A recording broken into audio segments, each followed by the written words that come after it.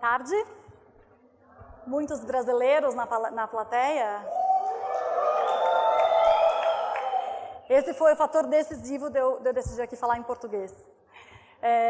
Queria primeiro agradecer a organização do evento. É um prazer representar uma das empresas que vem, enfim, mais investindo em experiência do usuário, em inovação no Brasil, e representar tantas pessoas que fazem parte dessa jornada de transformação.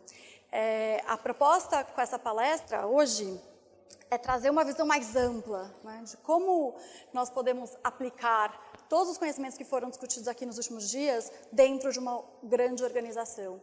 E como fazer isso de uma forma que seja ágil, de uma forma que essas iniciativas possam construir um novo futuro da empresa. Não é um caminho fácil, né, para todos os que trabalham aqui com este assunto dentro de grandes organizações devem saber do que eu estou falando, mas eu vim compartilhar um pouco a nossa experiência. Queria começar contextualizando, né, não é novidade para ninguém, o mundo de hoje nos apresenta uma série de desafios que todas as grandes organizações estão vivenciando, né? Um setor extremamente volátil, uma competitividade muito acelerada, uma falta de precisão sobre o futuro, a necessidade de uma agilidade, de flexibilidade, de colaboração, fatores que até pouco tempo atrás eram não muito bem avaliados e não muito bem praticados dentro de grandes corporações, né? A gente sabe que várias delas não conseguiram fazer esse movimento, né?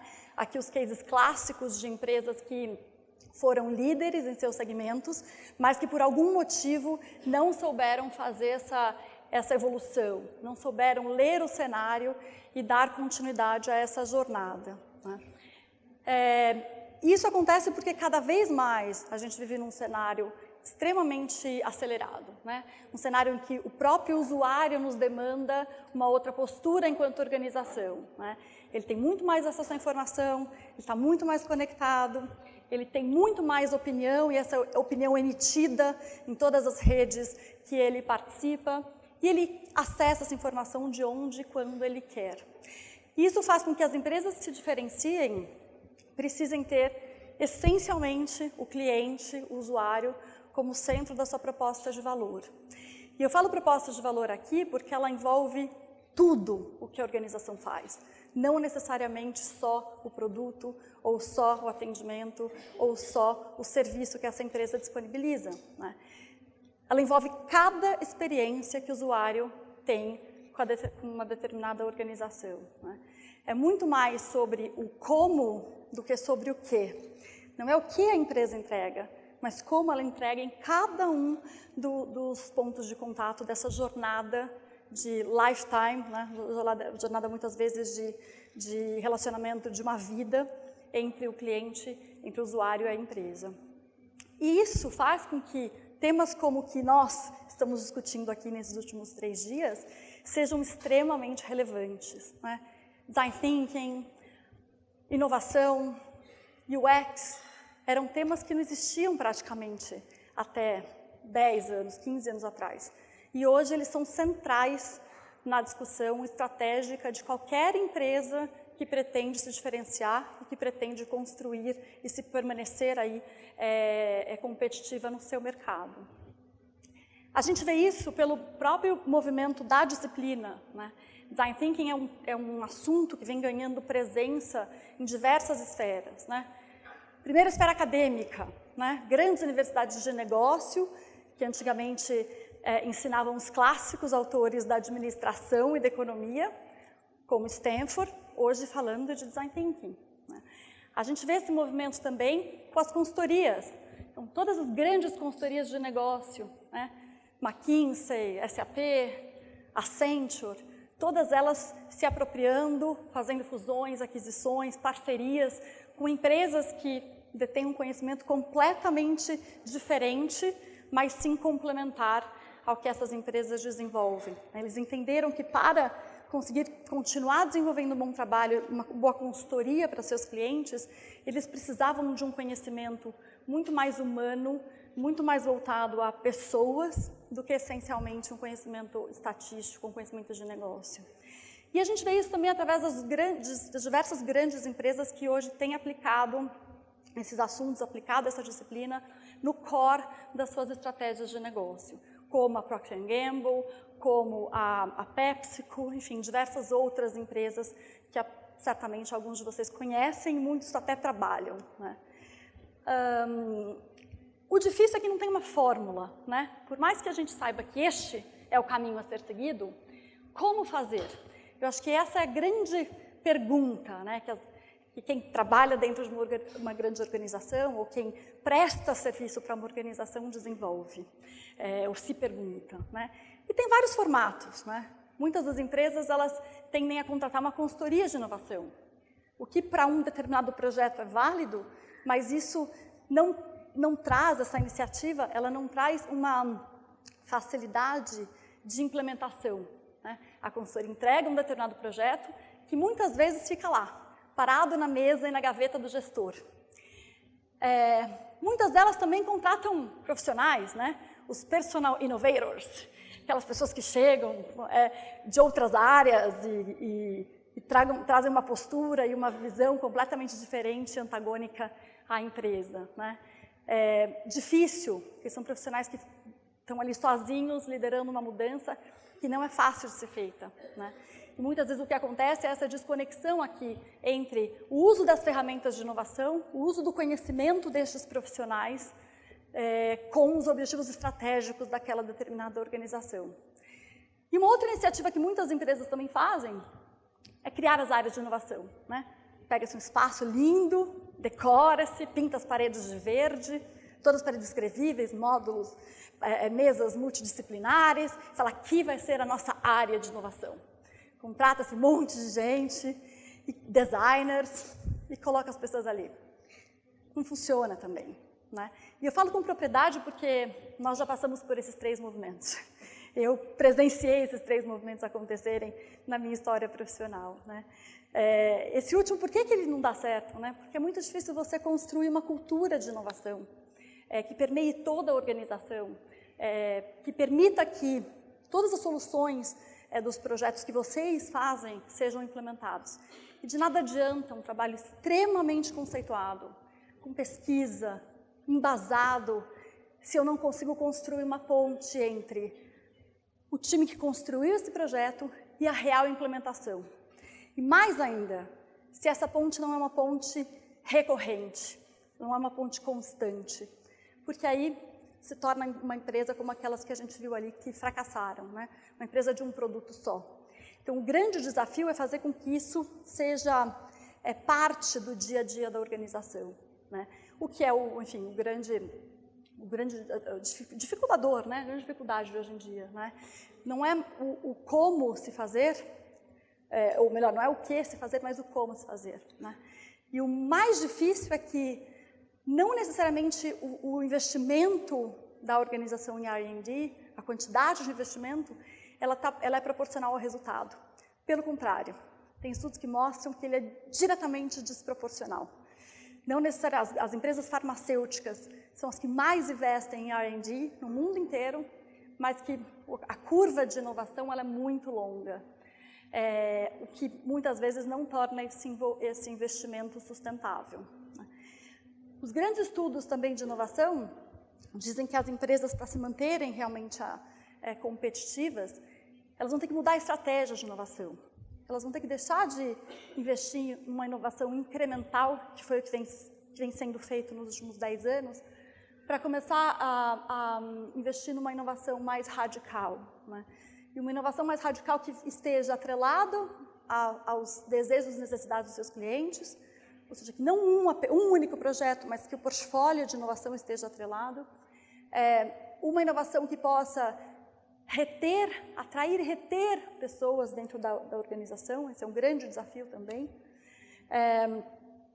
Uma estratégia de inovação que garanta que os líderes da organização estejam alinhados com as iniciativas, né? Ou seja, não é uma área de inovação que tem projetos paralelos ao objetivo da empresa, né? Os projetos de inovação eles são meio e não fim. uma estratégia que possa entender tecnologias, tendências que estão por vir, para que essa estratégia possa ser duradoura a médio e longo prazo, e que possa trazer esses desenvolvimentos de produto mais disruptivos. Nem um pouco fácil, né? Principalmente quando a gente fala de uma empresa, das empresas tradicionais, né, das empresas líderes nos seus segmentos. Eu sempre digo que inovar numa startup é super fácil, né? Todo mundo já chega com conhecimento diferente, a startup ela já nasce na nuvem, todos os canais são multi-channel. Inovar numa empresa tradicional que tem sistemas legado, que tem processos e que tem uma estrutura que existe há décadas, é muito mais difícil. Mas eu acho que esse é o caminho, né? Para mim, essa é a real inovação. E foi exatamente esse movimento que eu fiz na minha própria carreira, né? De consultora, pesquisadora, professora, para uma executiva. Alguém que hoje, enfim, lidera junto com uma série de outras pessoas, muitas delas aqui presentes, essa iniciativa, né, de conseguir transformar uma organização de 90 anos e que possa, a partir daí, ter um impacto enorme na vida de milhares de pessoas. Porque quando a gente fala de banco, a gente está se relacionando com, enfim, milhares de pessoas que dependem daquilo e que se relacionam com essa organização durante a sua vida toda, né? E isso só acontece porque a gente traz a prática, né? Fala que a gente inovar dentro da caixa, né? A gente fala que inovação é pensar fora da caixa, no nosso caso é pensar dentro da caixa, né? A caixa como um limitador, a caixa como uma empresa com seus processos, suas estruturas, suas pessoas, e que de alguma forma esse grupo tem que encontrar mecanismos de hackear, de burlar algumas vezes, de aprovar essas iniciativas para que elas realmente aconteçam, né? É um pouco disso que eu quero conversar, que eu quero apresentar para vocês hoje, né? E isso é muito difícil fazer neste segmento, um segmento de banco, né? Porque nosso relacionamento com diversas empresas mudou, né? Nós somos muito mais próximos da indústria de tecnologia, nós somos muito mais próximos, de, enfim, da indústria automobilística, mas banco, o sentimento em relação a banco ainda continua o mesmo, né? Banco é uma empresa que vende um serviço, muitas vezes caro, que ninguém consegue se identificar porque que ele está sendo cobrado, por que eu tenho que pagar tantas taxas do banco, né? Se eu nunca falo com o meu gerente, se eu nunca vou na agência física, por que eu tenho que pagar? Ou seja, dificílimo de ser monetizado, um segmento extremamente comoditizado, os bancos praticamente oferecem todos a mesma solução e as mesmas coisas, das quais a gente vive reclamando, né? E eu me incluo nessa. E existe o estigma do mal necessário, né? Banco é horrível, mas eu não posso viver sem. Então, vou ter que escolher o menos pior. Basicamente, essa é a nossa percepção de banco, né? Falando de Itaú, muitos brasileiros aqui dispensam comentários, mas para contextualizar, acho que é importante, né? A gente está falando de inovar numa empresa que tem 91 anos de história, uma empresa que tem 93 mil colaboradores, uma empresa que tem 57 milhões de clientes. Então, quando você fala de uma experiência one-to-one, uma experiência customizada, um a um, como eu vou fazer isso para 57 milhões de clientes, né? Então, experiência do usuário é lindo, mas ela tem que ser escalável.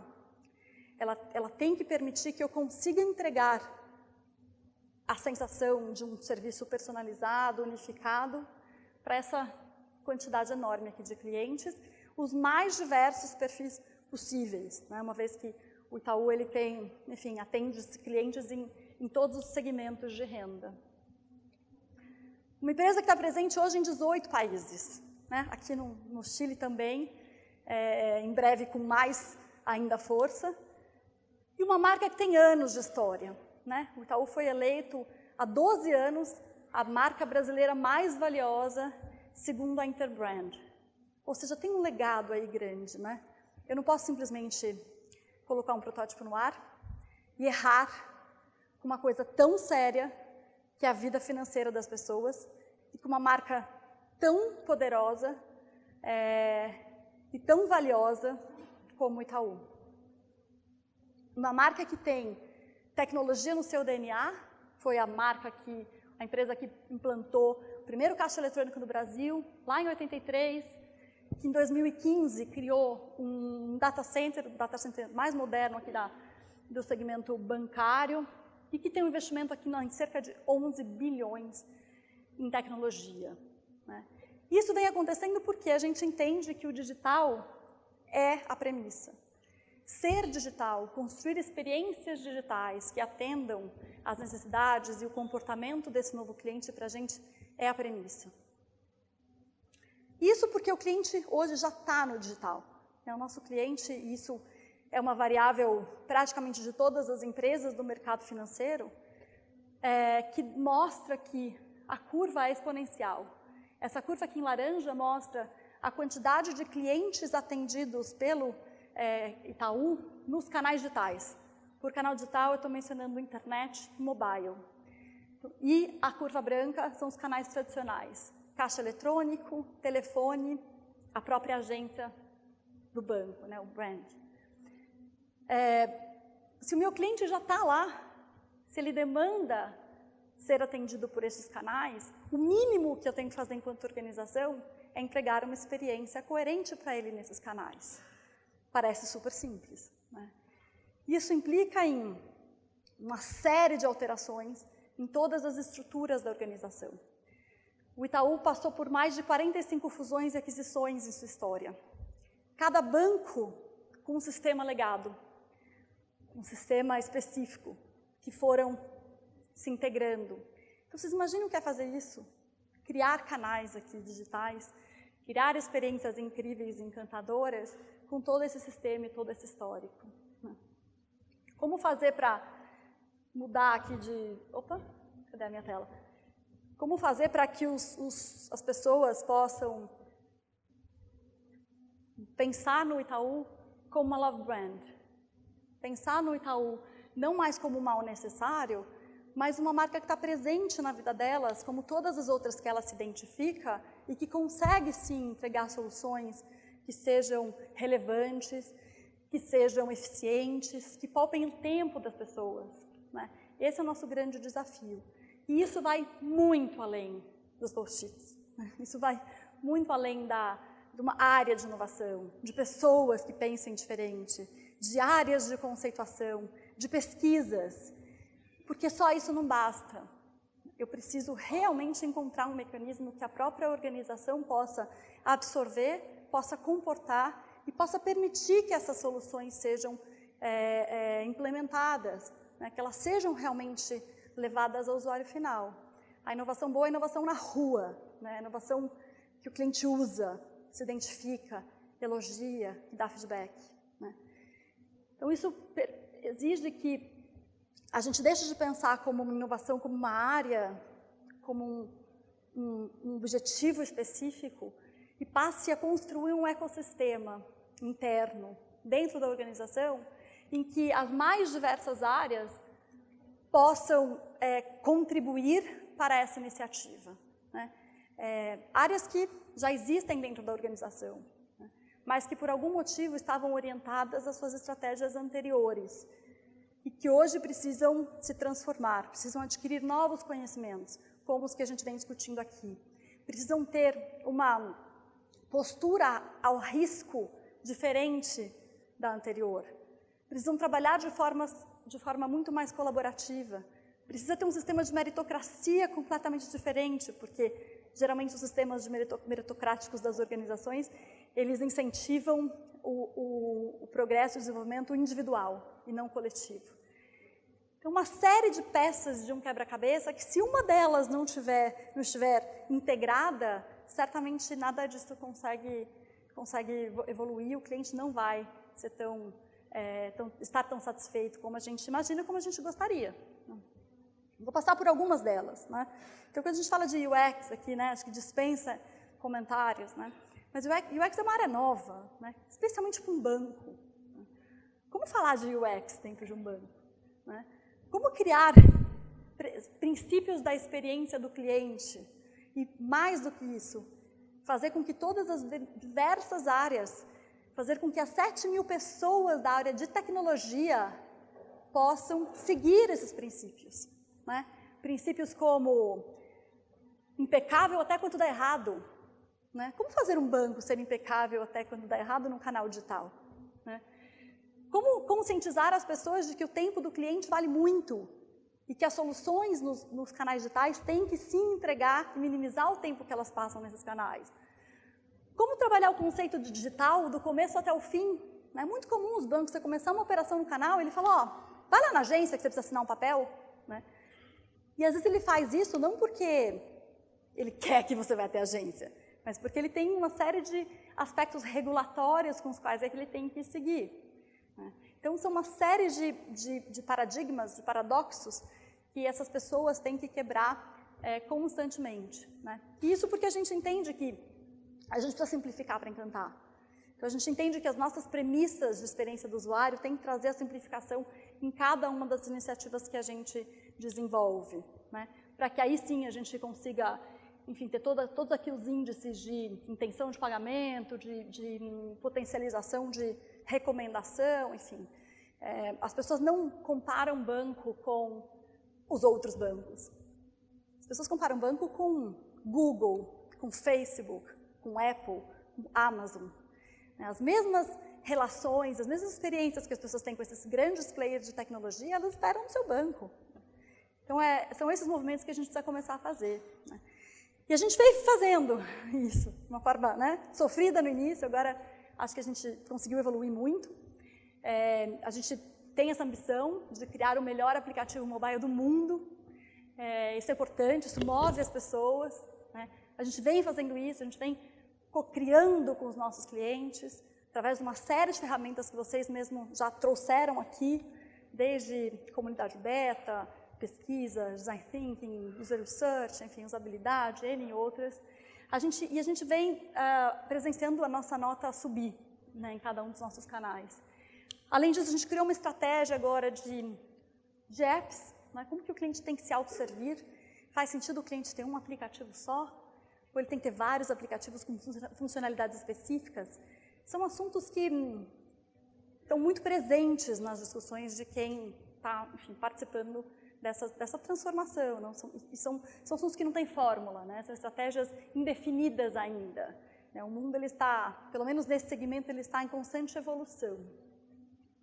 E a gente recentemente conseguiu mudar a legislação do Brasil, que impedia que as pessoas abrissem uma conta corrente através do canal eletrônico. A legislação exigia que as pessoas fossem até o banco, porque ela tinha que assinar alguns documentos, e nós conseguimos ser o primeiro banco a criar uma experiência totalmente digital para abertura de conta corrente, isso no contexto brasileiro, né? E seguindo uma experiência muito mais próximo dos players de tecnologia, né, do Uber, do Waze da vida, do que essencialmente os outros bancos.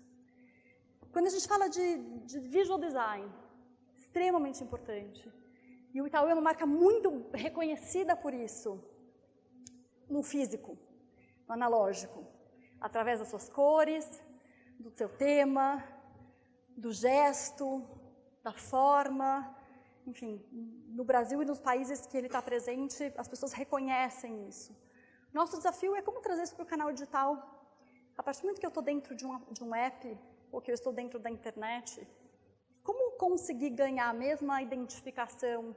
Como fazer com que as pessoas reconheçam aquele posicionamento de marca através de elementos, de assets digitais, né, como tipografia, como trilha, como ilustração, coisas que os principais aplicativos aí no mundo hoje têm conquistado. A gente está tendo o mesmo tipo de reflexão dentro de casa, né? E a gente entende que só assim o cliente vai conseguir reconhecer, criar identificação, né, se situar, se sentir em casa, né? E esses assets digitais, eles têm que respeitar a mesma experiência que hoje eu disponibilizo como marca, né? Quando a gente pensa em Disney World, né, uma das empresas mais bem reconhecidas pelo atendimento ao serviço, consegue fazer isso em cada uma das suas jornadas, né? Seja uma jornada no parque, uma jornada no filme, ou agora com a iniciativa da integração das pulseiras digitais, né? Ou seja, eu preciso trazer o elemento visual, o elemento dessa experiência de jornada em cada um dos elementos. TI, grande desafio, né?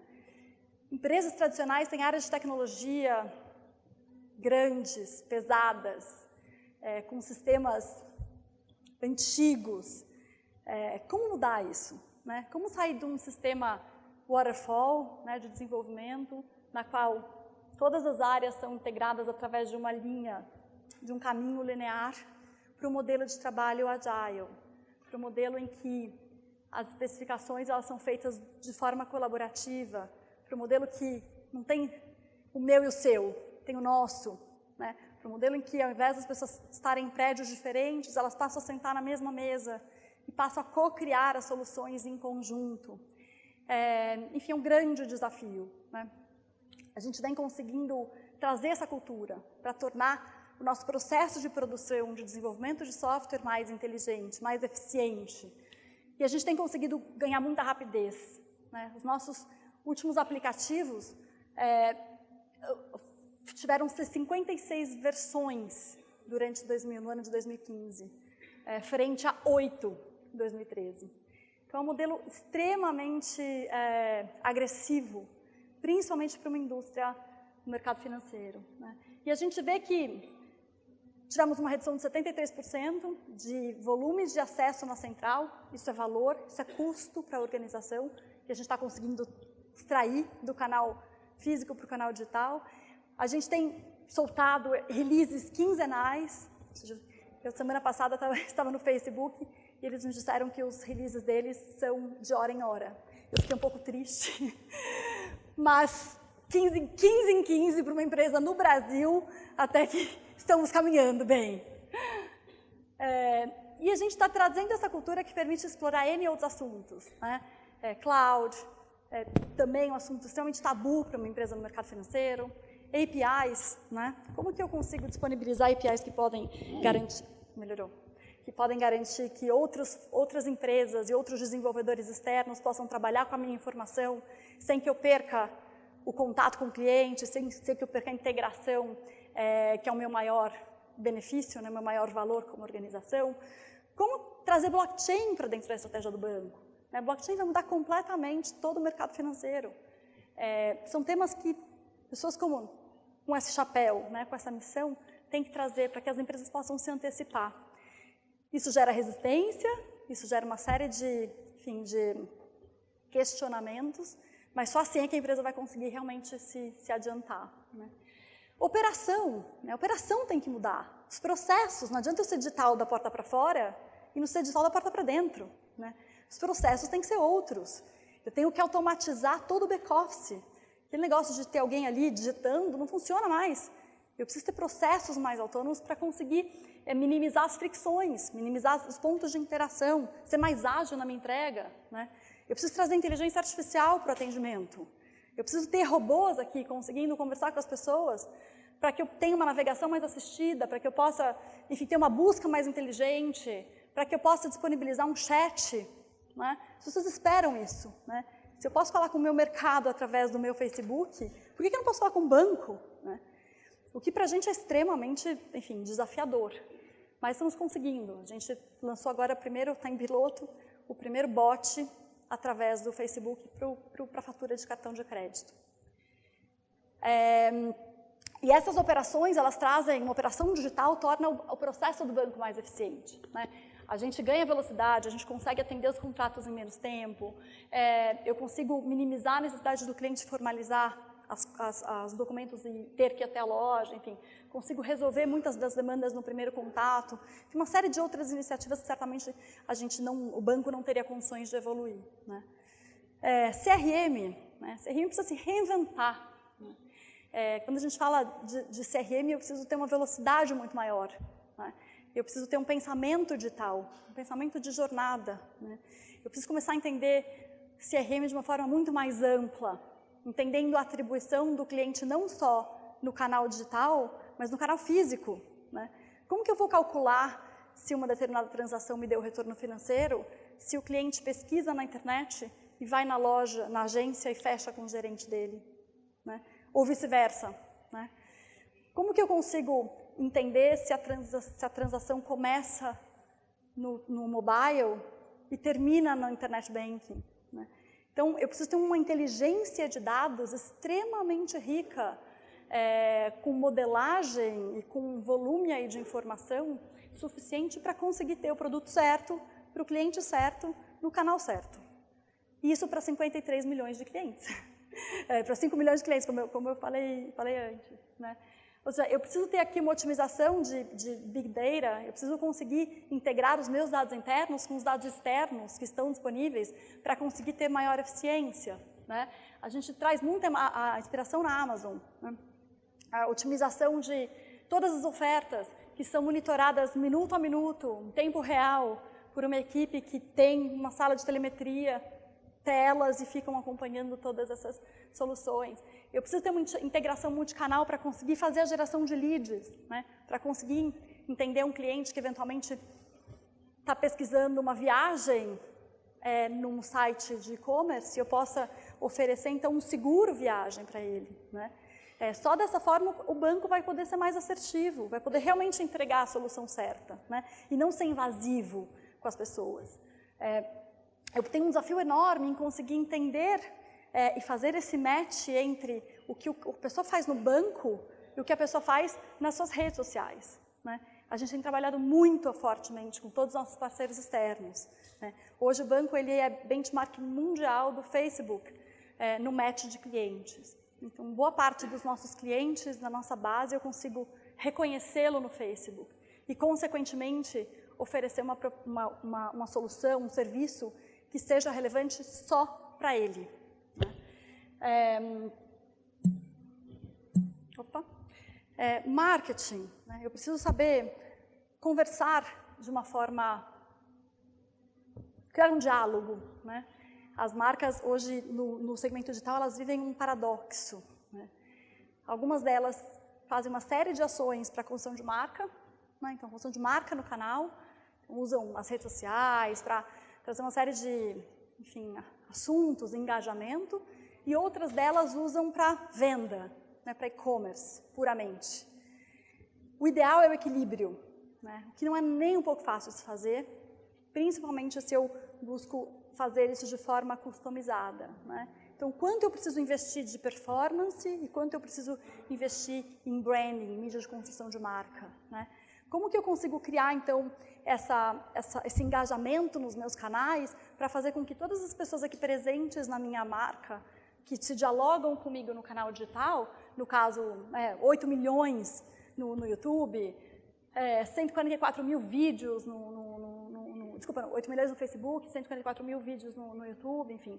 Como que essas pessoas podem se relacionar comigo e como que eu consigo continuar oferecendo um conteúdo de qualidade, um conteúdo que realmente acrescente alguma coisa na vida delas, né?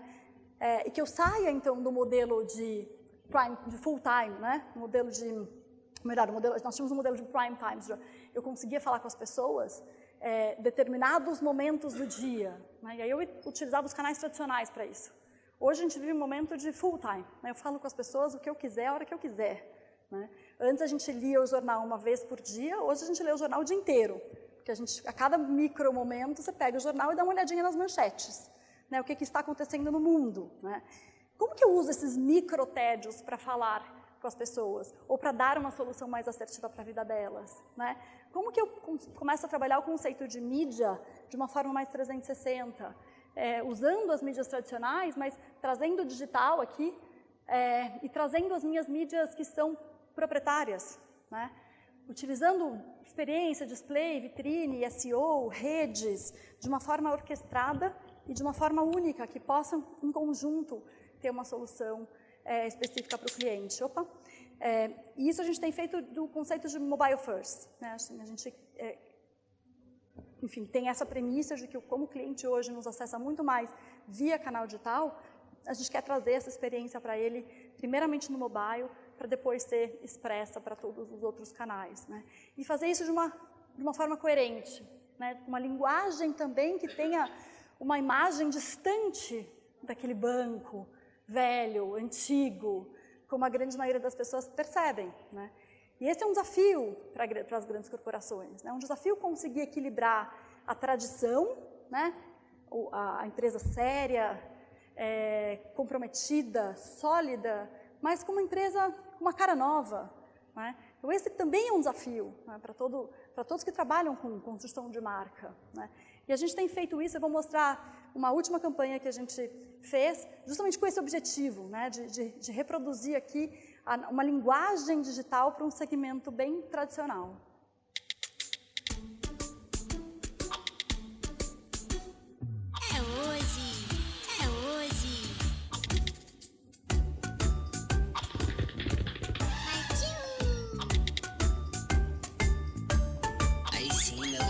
Aí sim, meu garoto.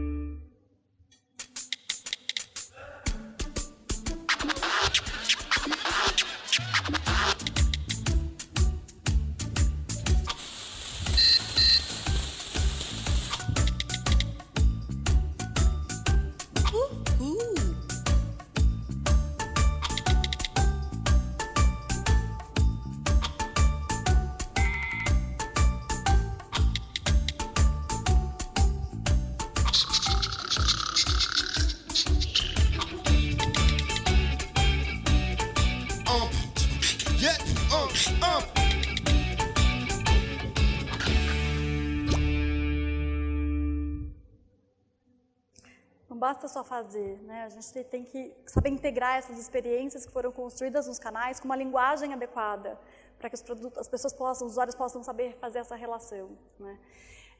Produtos também, né? Eu acho que talvez essa seja a área mais difícil da gente evoluir nesse segmento, né? Talvez você ainda tenha um caminho aí grande pela frente.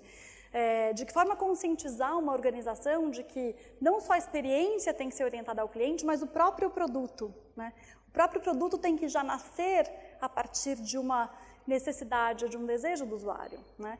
Acho que no Itaú a gente tem uma grande experiência, que foi o cartão virtual, que nós lançamos recentemente, que tinha como objetivo ter um cartão temporário para que as pessoas pudessem fazer compra na internet sem ter o problema de fraude, né?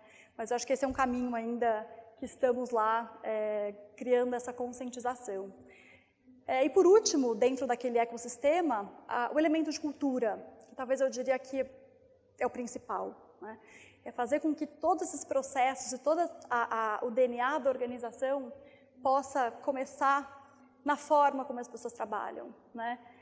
Em um formato muito mais colaborativo, né? Que vai desde a forma como a gente seleciona um candidato, né? Uma forma como a gente se posiciona como um player.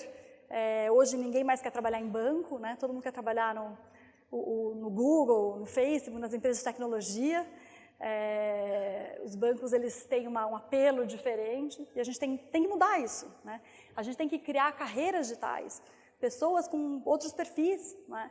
Que vai desde o simples fato da pessoa ir poder trabalhar de calça jeans, né? Que num banco teoricamente isso não pode acontecer, ou não acontecia até pouco tempo atrás, até o espaço físico que as pessoas trabalham, né? Que tem que ser um pouco mais lúdico, menos hierárquico, menos formal, né?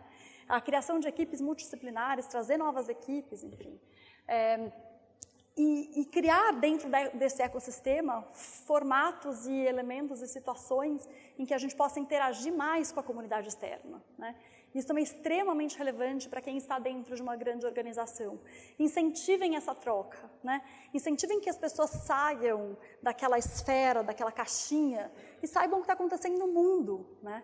Nós criamos aqui o Cubo, que é um espaço de coworking que o banco ele patrocina, né? Ele é o grande sponsor, na qual lá a gente tem mais de 54 startups trabalhando, né? E interagindo, e muitas vezes sendo até fornecedor do banco em tecnologia, enfim, e a gente aprende muito com isso, né? Aprende tanto esses formatos de trabalho, que as nossas lideranças ficam muito impactadas todas as vezes que visitam o Cubo, como também novas tecnologias que a gente pode se apropriar e trazer para dentro de casa, né? E por último, impactar a liderança, né? Acho que esse é uma iniciativa difícil, mas extremamente importante, né? Muitas das pessoas que são os líderes hoje das grandes organizações estão muito distante do que realmente está acontecendo no mundo, né? Essa aqui é uma foto do nosso CEO, Roberto Setúbal, com seus principais diretos, os 4 diretos, visitando o Facebook no Vale do Silício em dezembro do ano passado, né? Uma visita de uma semana, na qual eles percorreram as principais empresas de tecnologia, e isso realmente fez boa parte da diferença também, né? Isso fez com que a liderança estivesse impactada, engajada desde lá do topo até a base, porque mudar uma corporação não é fácil, né? A gente precisa de todos esses elementos e todas essas iniciativas caminhando em conjunto, né? Então, a provocação que eu faço para vocês, antes da gente terminar, é essa, né? Independente se você é um consultor, se você trabalha dentro de uma organização, saiba que a sua atuação, talvez ela vá além do que essencialmente a sua atividade como user experience ou como um designer. A sua atividade, ela necessita, para que ela seja bem-sucedida e que ela realmente tenha um impacto, ela necessita trabalhar aqui de uma forma direta ou indireta com todos esses outros agentes da corporação que vão fazer com que elas saiam realmente do papel. O que nos trouxe até aqui não irá nos levar adiante, isso é fato. E eu queria terminar mesmo com um pequeno vídeo, que foi um vídeo final do ano passado, que ele traz a nossa visão sobre o digital. Certamente vai fazer sentido para alguns de vocês.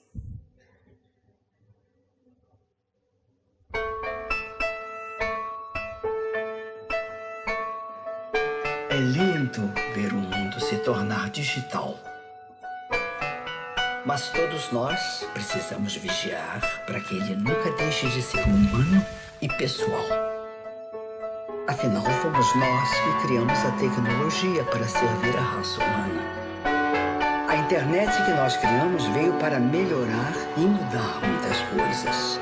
Mas tem coisas que ela não pode e não deve mudar. Amigos não podem ser feitos só pela internet, nem amizades, nem laços de família mantidos por e-mail e mensagens curtas.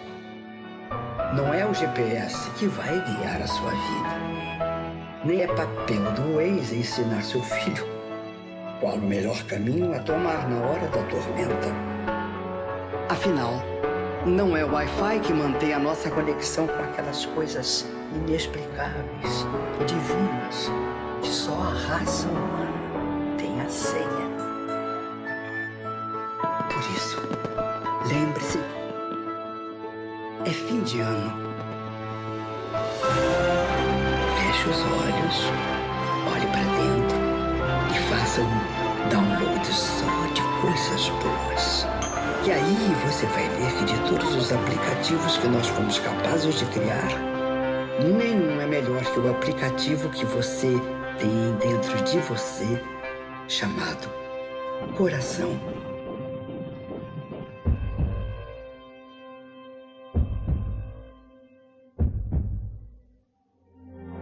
Itaú Digital, mas pessoalmente feito para você.